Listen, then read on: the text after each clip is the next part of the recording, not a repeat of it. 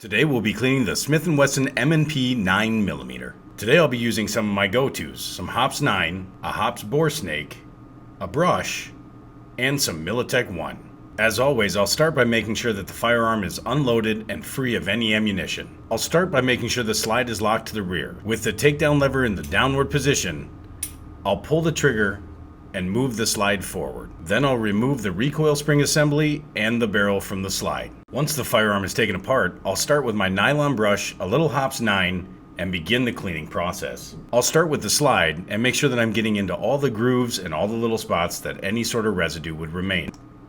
After I'm done with the slide, I'll move on to the barrel, paying close attention to the chamber and the feed ramp. I'll also give a little bit extra on this barrel as it's a little dirtier than usual.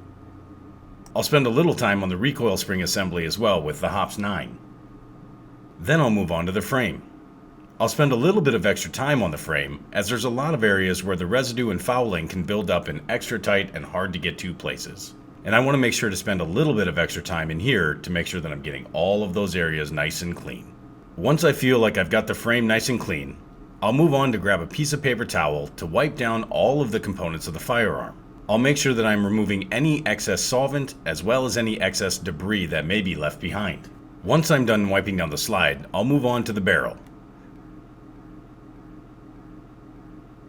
When I feel like the barrel is nice and clean, I'll move on to the recoil spring assembly and then finally the frame.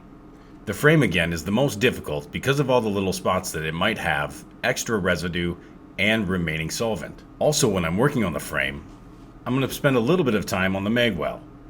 I noticed that on this firearm, the mag well was a little dirty, and just a quick wipe down will take care of that issue. Before I move on to oiling the firearm, I'll use my bore snake to run it down the barrel a couple of times. A couple of times is all it'll take and that barrel will look as good as new. Then I'll move on to the oil. I'll just use a couple of drops on the barrel and spread it around evenly with my fingers. Then I'll put the slide back together, starting with the barrel and then the recoil spring assembly. Once it's back together, I'll put one drop of oil on each side of the slide where it will make contact with the frame. Then I'll put the slide back on the frame. With the slide locked back, all I have to do is flip the takedown lever back into its original position, and that's it. There you have it, a clean Smith & Wesson M&P 9mm.